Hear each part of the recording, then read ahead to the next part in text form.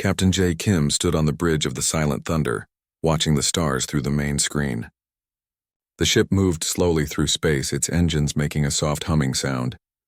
3 weeks had passed since they left the mining station at Alpha 7.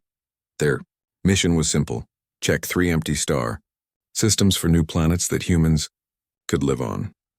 Jay was a tall man with short, black hair and calm brown eyes. He had been a ship captain for 8 years. The crew trusted him because he always made good choices even when things got dangerous. Today felt different, though. Something in his gut told him to be careful. "Captain," said Rin Park from her station near the back of the bridge. "All systems are working fine. The engines are running at 60% power." Rin was the chief engineer. She knew every part of the ship better than anyone else. Her small hands moved quickly over the control panels, checking numbers and making small changes. Wu Chen sat at the weapons station, but his screen showed mostly empty space. As the tactical officer, his job was to watch for enemy ships and control the Silent Thunder's guns. The ship had basic weapons, nothing special compared to military vessels. At least that was what everyone thought. "Any other ships out here?" Jay asked. "No, sir," Wu replied. "Space is empty. Just us and the stars." Boli looked up from the navigation controls. "Captain, we should reach the jump point in 2 hours. From there, it is a short trip back to Earth space." Bo was young but smart.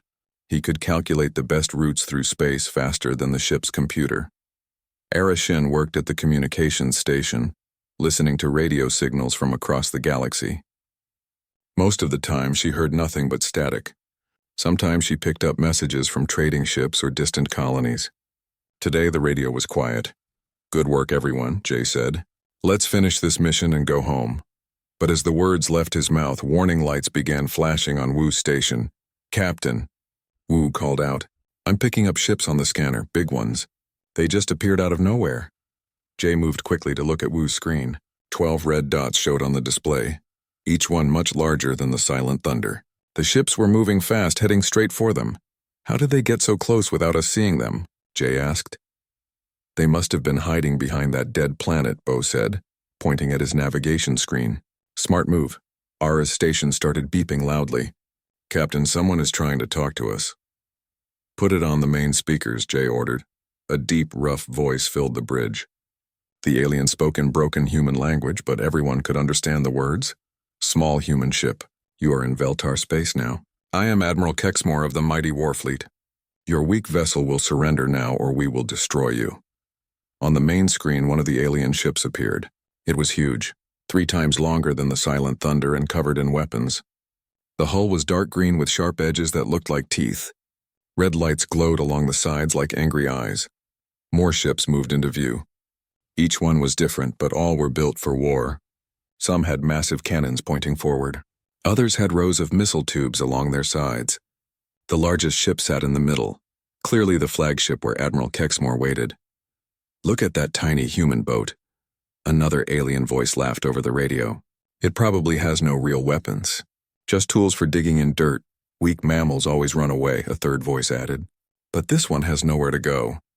Jay felt anger rise in his chest, but he kept his face calm.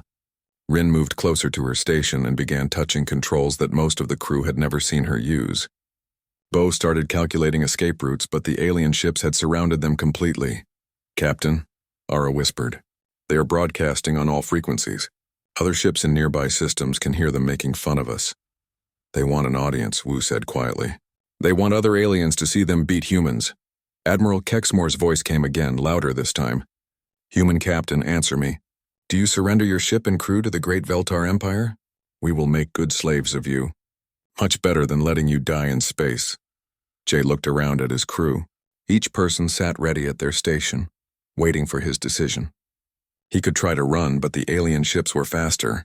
He could surrender, but that meant slavery for everyone on his ship. Or he could fight even though it seemed impossible to win. "Ara, open a channel to the alien flagship." "Channel open, Captain." Jay stood straight and looked at the main screen. "Admiral Kexmore, this is Captain J. Kim of the human ship Silent Thunder.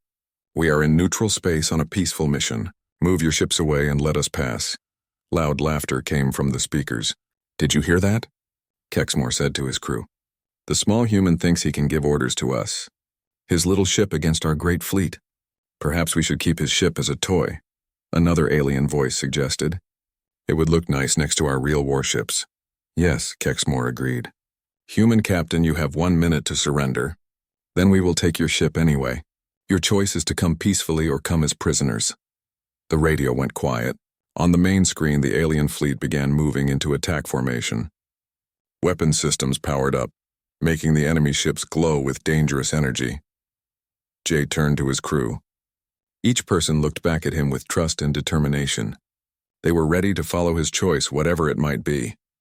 Rin, he said quietly, is our special equipment ready? A small smile appeared on her face. Yes, Captain. Everything is ready and waiting. Good. Jay looked at the countdown timer on the main screen. 45 seconds remained. Then let's show these aliens what humans can really do. Admiral Kexmore watched the small human ship on his command screen and felt very pleased. The alien was 8 feet tall with thick green skin and sharp teeth. His red eyes glowed as he looked at the silent thunder floating helplessly in space. Look how small and weak it is, he said to his officers. I have seen human trading ships before. They break apart with just one shot from our weakest guns.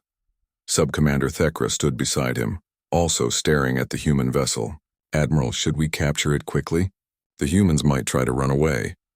Kexmore laughed, a deep sound that echoed through the bridge. Run where? We have 12 warships. They have one tiny boat. Even if they try to escape, we will catch them in seconds. On the silent thunder, the countdown timer showed 30 seconds remaining. Captain J. Kim watched his crew work at their stations. Each person moved with calm purpose even though death seemed certain. Captain, Bowley said from navigation, I found 3 possible escape routes, but the alien ships will catch us before we can jump to light speed. Thank you, Bo, Jay replied, but we are not running away. Wu Chen looked up from his weapons station. Sir, our regular guns cannot hurt those big ships. Their armor is too thick and their shields are too strong. I know, Jay said simply. Tae-yun worked quietly at a station that most crew members never used. His job title was weapons officer, but the ship's record said he just helped with basic maintenance. Today, his fingers moved over controls that were hidden behind a secret panel. Chief Science Officer Hai Nam sat at her station near the back of the bridge. Her computer screen showed information that looked like normal science data, but if someone looked closely, they would see that she was checking power levels for systems that were not supposed to exist on an exploration ship. 15 seconds, Arashin announced from communications. On the alien flagship, Admiral Kexmore decided to have some fun. Open a channel to all ships, he ordered. Let everyone hear how we deal with weak humans. Channel open, Admiral, his communications officer replied. Ships of the Veltar fleet, Kexmore announced. Today we add another human vessel to our collection. Watch how quickly their courage disappears when real warriors attack them. The other 11 alien ships responded with excited cheers. Many of the alien crews had never fought humans before. They expected this to be easy entertainment before continuing their patrol of this sector. Human Captain, Kexmore called out on the open channel. 10 seconds remain. Will you surrender like a smart mammal or die like a stupid one? Captain J. Kim stood in the center of his bridge, hands clasped behind his back. He looked completely calm, as if he was simply waiting for morning coffee instead of facing impossible odds. 5 seconds. Kexmore counted. 4, 3, 2. Captain, Rin Park said quietly. All systems are ready. Just give the word. 1. Kexmore finished. Time is up, human.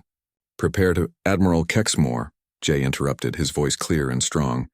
Thank you for the generous offer, but I must refuse. Surprised silence filled the radio channels. Then Admiral Kexmore began laughing again, even louder than before. Did everyone hear that? He asked his fleet. The human thinks he can refuse us. 12 warships against one little boat, and he says no.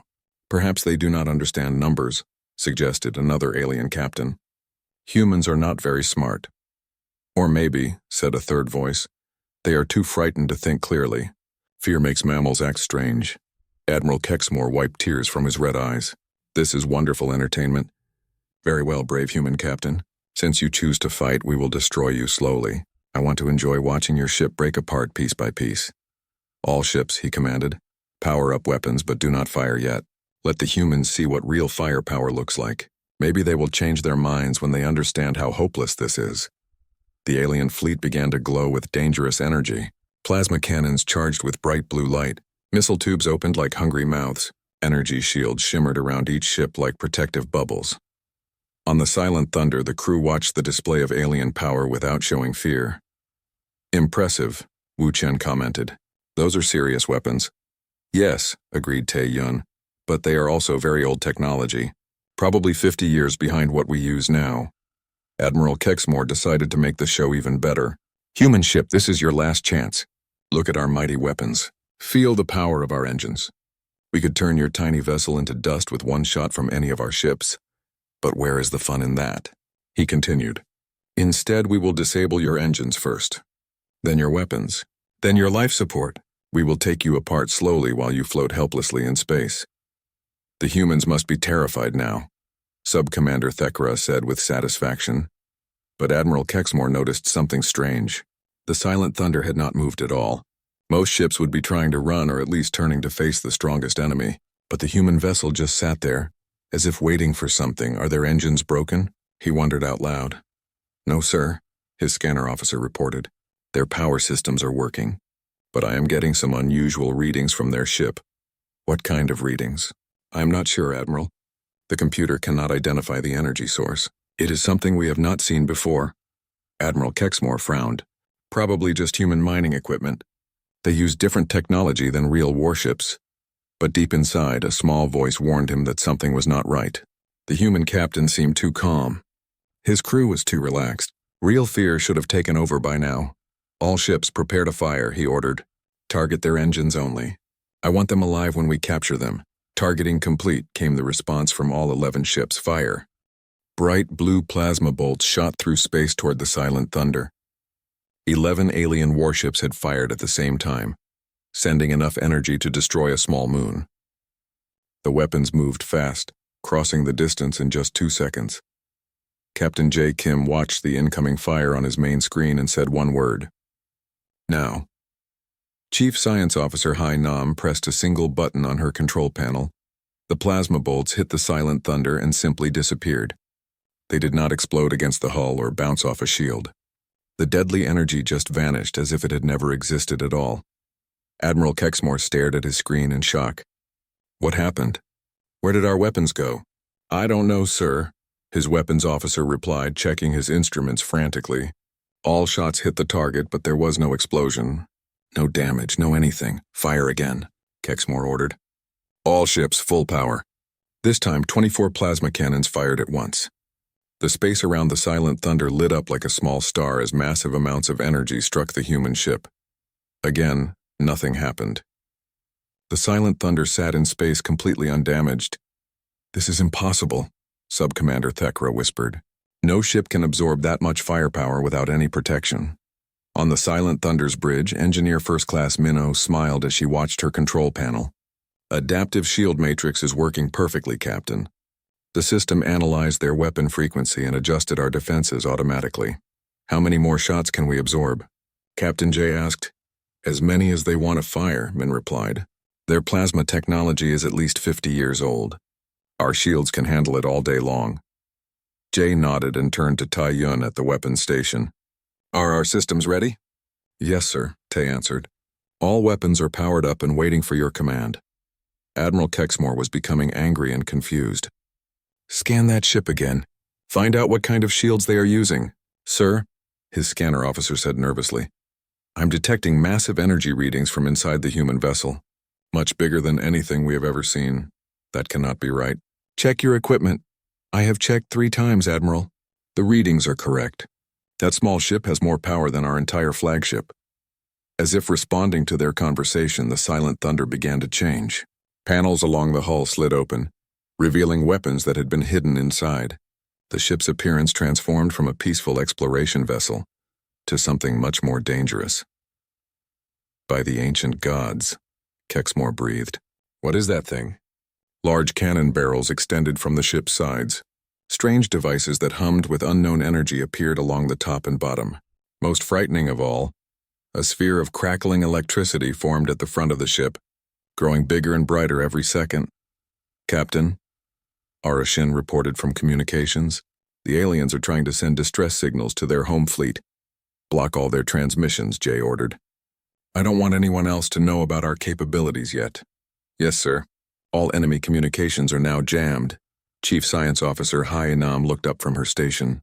Captain, the dimensional rift generator is ready. We can prevent them from escaping to light speed whenever you give the order. Excellent. Tay, target their flagship first. Let's introduce Admiral Kexmore to human military technology. Taiyun's fingers moved over his controls with practiced skill. Gravitic torpedo locked onto target, sir. Quantum phase beam also ready. What are gravitic torpedoes? Bowley asked quietly. Weapons that can pass through any shield or armor, Tay explained. They exist in a different dimension until they reach the target. Then they become solid inside the enemy ship. On the alien flagship, panic was spreading through the bridge. Admiral, the scanner officer shouted. That ship is targeting us with some kind of weapon I've never seen before. Impossible, Kexmore snarled. Humans don't have advanced weapons. Everyone knows they are a primitive species. Sir, whatever they have is charging up. Energy levels are off all our scales. Admiral Kexmore felt fear for the first time in many years. Something was very wrong here. The small human ship was not what it appeared to be. But his pride would not let him retreat. All ships, he commanded. Focus all fire on that vessel. Destroy it immediately. The entire alien fleet opened fire at once. Hundreds of plasma bolts, energy beams, and missiles flew toward the silent thunder.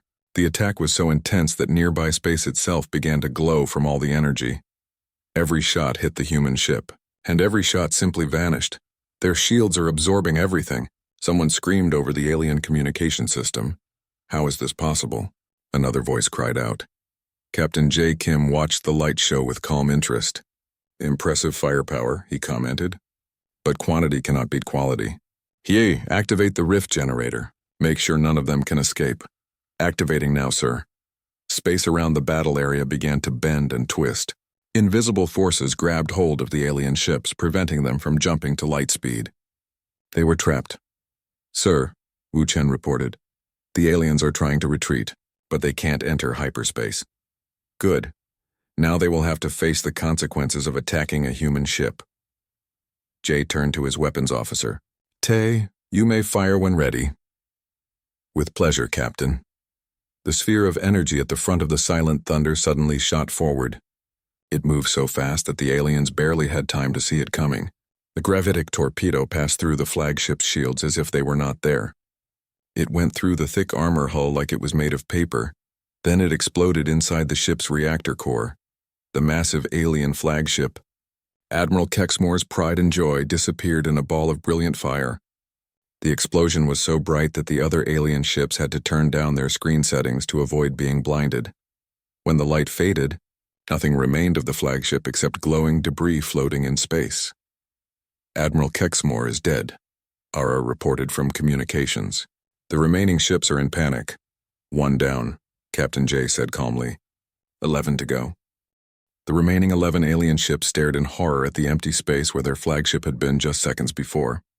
Admiral Kexmore and his entire crew of 300 warriors were gone, destroyed by a single shot from the small human vessel. This cannot be happening, whispered the captain of the second largest ship, a massive cruiser called Death's Edge. Humans are weak. Everyone knows this. They have no real weapons. But the evidence floated before his eyes. Pieces of the flagship drifted past his ship like metallic snow, still glowing from the explosion. All ships, he commanded, trying to keep his voice steady. Retreat immediately. Jump to light speed and warn the Empire. The alien ships turned away from the silent thunder and fired their hyperspace engines. But nothing happened. They remained trapped in normal space, held by forces they could not understand. Jump engines are not working. Came panicked reports from across the fleet. Something is blocking our escape. We are trapped here with that monster. On the silent thunder, Captain J. Kim watched the alien ships try desperately to escape. They're learning that running away is not always possible, he said to his crew. Chief Science Officer Hyanam monitored the dimensional rift generator. The space distortion is holding perfectly, Captain. None of their ships can enter hyperspace while we maintain this field. Good work. Tay, select your next target. Weapons Officer Tae-yun studied the alien formation on his screen. The cruiser Death's Edge is trying to coordinate the other ships. Should I eliminate it next? Yes. Let's remove their new leader before he can organize a proper defense. Tay's fingers moved over his controls, selecting a different weapon this time. Quantum phase beam locked on target, sir. Fire. A thin line of pure energy shot from the silent thunder toward the alien cruiser. Unlike the gravitic torpedo, this beam was visible as it crossed space. A stream of purple light that seemed to cut through reality itself. The Death's Edge tried to turn away, but the beam moved at the speed of light. It struck the ship near the middle and passed completely through from one side to the other. For a moment, nothing seemed to happen. Then the alien cruiser began to split apart along the line where the beam had hit. The quantum phase weapon had weakened the molecular bonds holding the ship together. The massive vessel simply fell into two pieces, each half spinning slowly in different directions. Atmosphere rushed out through the break, carrying debris and crew members into space. Emergency lights flashed helplessly as the ship's power systems failed. 2 down, reported Wu Chen from Tactical. 9 ships remaining. The surviving aliens were no longer thinking about fighting. Terror had taken control of their minds. They fired their weapons wildly in all directions, hoping to hit something, anything that might help them escape this nightmare. They're shooting at random, Bo Lee observed from navigation. Some of them are even hitting each other. Captain J watched the chaos with no emotion on his face. Fear makes people do stupid things. Ara, are you recording their communications? Yes, sir, Communications Officer Ara Shin replied. They're begging for help, praying to their gods and trying to contact their families. Some are even crying. Save the recordings. Command will want to study alien psychology under extreme stress. Engineer First Class Min. Oh looked up from her station. Captain, should I reduce power to our weapons? We're using much less energy than expected. These aliens are no challenge at all. No, maintain full power. We want to finish this quickly and efficiently. A new voice came over the alien communications as one of their captains tried to take command. All ships, this is Captain Velmore of the battleship Iron Fang. Form defensive positions around my ship. Maybe together we can survive this. Tay, Captain J said simply. Already targeting the Iron Fang, sir. This time, Tay fired both a gravitic torpedo and a quantum phase beam at the same moment. The 2 weapons hit the alien battleship from different angles, one exploding inside the reactor core while the other cut through the command section. The Iron Fang lasted exactly 4 seconds before becoming a cloud of expanding debris. 3 down, 8 to go, Wu announced. The remaining alien ships gave up all pretense of fighting back. They scattered in different directions, each captain hoping the humans would chase someone else instead of them. They're trying to spread out, Bo reported, making themselves harder to target. Smart thinking, Jay admitted. But it won't help them. Hai, can you track all remaining ships simultaneously? Yes, Captain. The ship's AI is calculating firing solutions for all targets. The Silent Thunder's advanced computer system, which the crew called DASAM, was far more sophisticated than anything the aliens possessed. It could track dozens of targets at once while predicting their movements and selecting the most efficient way to destroy them. DASAM has solutions ready, Hai reported. We can eliminate all remaining ships in under 3 minutes. Proceed. What followed was not a battle. It was a demonstration of superior technology. The Silent Thunder moved through space like a deadly dancer, firing weapons that the aliens could neither understand nor defend against. A destroyer called Night Terror tried to hide behind a small asteroid. A gravitic torpedo found it anyway, passing through the rock as if it wasn't there and exploding inside the ship's hull. 2 frigates attempted to attack from opposite sides, hoping to overwhelm the human ship's defenses. Quantum phase beams cut through both vessels simultaneously, leaving them drifting in pieces. A heavy cruiser named Bloodhunter fired every weapon it had while charging straight at the Silent Thunder, hoping to ram it if all else failed. The ship's adaptive shields absorbed the incoming fire without effort, while a carefully placed torpedo turned the cruiser into a brief star. One by one, the alien ships died. Each death was quick and efficient, caused by weapons that struck without warning and killed without mercy. The last ship, a small escort vessel called Swift Death, tried a desperate tactic. Its captain began broadcasting surrender messages on all frequencies, begging for mercy and offering valuable information about alien military secrets. Captain J. Kim listened to the pleas for exactly 10 seconds. Then he nodded to Tae Yun. The final gravitic torpedo ended the last alien ship with the same cold efficiency as all the others. All targets eliminated, Tay reported. No enemy vessels remain operational. Space was now filled with the glowing remains of 12 alien warships. What had been a mighty fleet just minutes ago was nothing but debris and fading energy signatures. Scan for survivors, Jay ordered. Scanning, Wu replied. After a moment, he shook his head. No life signs detected, Captain. Complete destruction of all enemy forces. Time from first shot to final target eliminated? Ara checked her chronometer. 18 minutes and 37 seconds, sir. Captain J. Kim nodded with satisfaction. Acceptable performance. Now let's send a message that other aliens will remember. The space around the Silent Thunder was now a graveyard. Pieces of 12 alien warships drifted slowly through the darkness, glowing softly from the energy that had destroyed them. The battle that was supposed to demonstrate alien superiority had become a perfect example of human military power. Captain J. Kim stood on his bridge, watching the debris field on the main screen. His crew worked quietly at their stations, already beginning the tasks that followed every military engagement. Ara, he said to his communications officer, scan all frequencies for any signals we might have missed. I want to know if anyone else saw what happened here. Ara Shin's fingers moved quickly over her controls. Scanning now, sir. After a few moments, she looked up. I'm detecting several alien ships on the edge of nearby star systems. They appear to be merchant vessels and scouts. Some of them were close enough to pick up parts of the battle on their sensors. How much did they see? Probably just the explosions and energy signatures, Captain. But that might be enough to make them curious, Jay nodded. Good, we want them to be curious. Fear spreads faster when people have questions they can't answer. Chief Science Officer Haya Nam was busy collecting data from the battle. Her computers analyzed every piece of debris, every energy reading, every second of the fight. Captain, I'm detecting some interesting technology in the alien wreckage. Their ships were more advanced than our intelligence report suggested. In what way? Better armor materials, more efficient power systems, improved weapon targeting. If we had fought them with a regular human warship, the battle would have been much more difficult. But we didn't fight them with a regular warship, Jay pointed out. We used experimental technology that they couldn't possibly understand. That was the whole point of this mission. The Silent Thunder was not actually an exploration vessel. It was a test platform for humanity's newest military technologies, disguised to look like a peaceful science ship. The mission to survey empty star systems had been real, but it was also cover for field testing weapons that might someday protect Earth from alien invasion.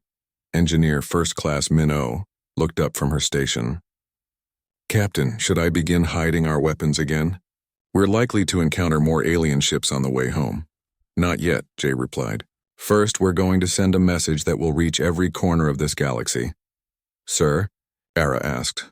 Open a channel on all alien communication frequencies. Maximum power broad-spectrum transmission. I want every alien species within 50 light years to receive this message. Channel open, Captain. You're broadcasting to thousands of receivers. J. Kim stood in the center of his bridge, looking directly at the main screen where the ruins of the alien fleet drifted in silent testimony to human power. This is Captain J. Kim of the human space navy vessel Silent Thunder, he began, his voice clear and strong. Today, 12 ships of the Veltar Dominion attacked my vessel without provocation. They demanded our surrender and threatened to enslave my crew. He paused, letting his words reach alien receivers across multiple star systems. The Veltar fleet has been completely destroyed. Every ship, every warrior, every weapon they brought to this battle now exists only as debris floating in space. This was not a difficult victory for us. It was target practice. On distant alien ships, crews gathered around their communication systems to listen to the human captain's words. Some were frightened. Others were angry. All were shocked. Let me be perfectly clear, Jay continued. Humanity seeks peace with all intelligent species. We prefer trade to war, diplomacy to violence, and cooperation to conquest. But we are not weak, we are not defenseless, and we are not afraid. Tai Yun smiled slightly as he listened to his captain's speech. The weapons officer had enjoyed demonstrating human technology to the arrogant aliens. Any species that attacks human ships or threatens human lives will face the same fate as the Veltar fleet today. We have weapons you cannot imagine, defenses you cannot penetrate, and warriors who do not know how to surrender. The captain's voice grew harder, carrying a warning that reached across the galaxy. Choose your actions carefully. Humanity remembers its friends, but we also remember our enemies. Trade with us and prosper. Fight us and die. The choice is yours. He nodded to Ara, who closed the communication channel. Message sent, sir, she reported. It will reach alien receivers throughout this sector within hours. Chief Science Officer Hayanam had been monitoring alien communications during the broadcast. Captain, I'm detecting immediate responses. Some aliens are discussing the message. Others are changing course to avoid human space. Any threats or challenges? No, sir, mostly fear and confusion. A few are asking their governments for guidance on how to deal with humans. Boli looked up from his navigation station. Captain, we should probably leave this area soon. Other alien fleets might come to investigate. Agreed. But first, we have some cleanup to finish. Jay turned to Rin Park, his chief engineer. Rin, begin evidence collection. I want samples of alien technology, recordings of their weapons performance, and analysis of their ship designs. Command will want a complete report. Already working on it, Captain, Rin replied. I'm also scanning for any alien survivors who might have useful information. Find anything? No survivors, but several of their computers are still partially functional. I might be able to extract data about alien military capabilities and fleet positions. Do it. Knowledge is often more valuable than weapons. For the next hour, the Silent Thunder collected intelligence from the alien wreckage. Advanced human technology made it easy to analyze enemy systems and download important data. When the work was finished, they had learned more about alien military capabilities than human intelligence had gathered in the previous 5 years. All data collected, Captain, Rin reported. We have enough information to keep our analysts busy for months. Excellent. Now let's go home and let the galaxy think about what happened here today. The Silent Thunder's hull panels closed, hiding the advanced weapons once again. To any observers, it looked like a simple exploration vessel that had somehow survived an impossible battle. Course laid in for Earth. Captain, Bo announced. Warp engines ready, Min added. Take us home, Jay ordered. The ship jumped to light speed, leaving behind only debris and the beginning of a new chapter in galactic history.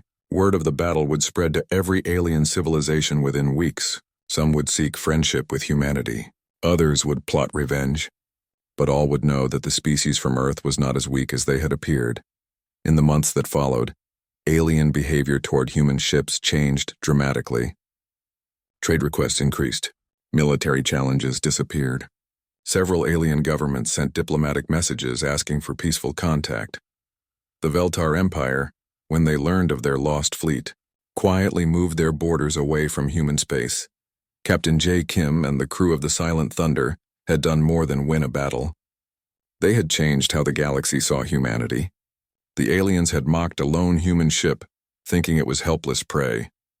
They learned too late that humans were predators, not prey, and the galaxy would never forget that lesson.